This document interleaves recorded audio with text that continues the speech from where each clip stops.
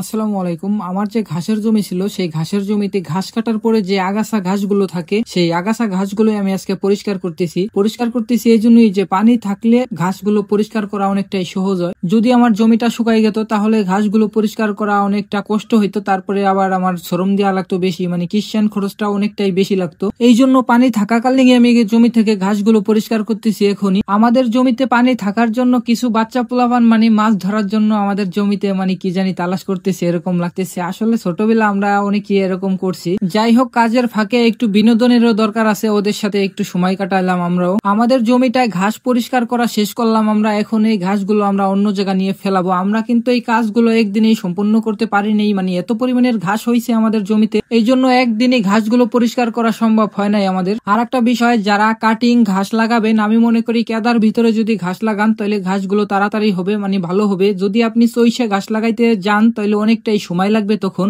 এই ভুঁই জোয়াবে, তারপরে আপনারা সইষে ঘাস লাগাবেন। তার আগে যদি আপনি কেদার ভিতরে লাগান অনেকটাই তাড়াতাড়ি ঘাসগুলো লাগাইতে পারবেন আপনারা। আমাদের জমিতে যে ঘাসগুলো ছিল সেই ঘাসগুলো আমরা পরিষ্কার করে অন্য জায়গা ফেলাইতেছি। সত্যি কথা বলতে একটা গরুর খামার করতে কত কষ্ট করতে হয় এটা আমার ভিডিও না দেখলে আপনারা বুঝবেন না। অন্যরাও যারা খামার আছে তাদের ভিডিও আপনারা দেখলে বুঝতে পারবেন যে কত ধরনের কাজ করতে হয় একটা খামার করতে হইলে। ঘাসগুলো পরিষ্কার করার পরে জমিতে ওষুধ দিব, তারপরে আমি কাটিং গুলো লাগাবো। আমার জমি থেকে ঘাসগুলো ফেলানোর পরে আমি অন্য আর একটা জমিতে এসে ওষুধ দিব। সেই জমিতে আমি ঘাস লাগাবো, সেই জমি এখনো পরিষ্কার করিনি, এই জন্য আগে থেকে একটু ওষুধ দিতেছি আমরা। ওষুধ দিলে হবে কি, ঘাসটা অনেকটাই শুকাই যাবে, শুকাই গেলে আমার ঘাসটা মানে পরিষ্কার করা অনেকটাই সহজ হবে, এই জন্য আমি ওষুধ দিতেছি আগে থেকে। এখন আমি বলবো আপনারা যারা এরকম কেদার ভিতরে ঘাস লাগাবেন, আমি মনে করি আগে থেকে যদি আপনারা এরকম মানে ফিনিশ ওষুধটা একবার দেন তাহলে ঘাসগুলো মরে যাবে, কাটিং গুলো লাগানো অনেকটাই ভালো হবে। ঘাস যদি না জ্বালায় কাটিং গুলো ভালো হবে, তাই আপনারা ঘাসগুলো মারার জন্য একটি ওষুধ দিবেন। গরু পালন করতে হলে অনেক পরিশ্রম করতে হবে, এটা স্বাভাবিক। আমি সব সময় বলি গরু পালন করা যতটা সহজ মনে করেন আপনারা ততটা সহজ কাজ না এটা।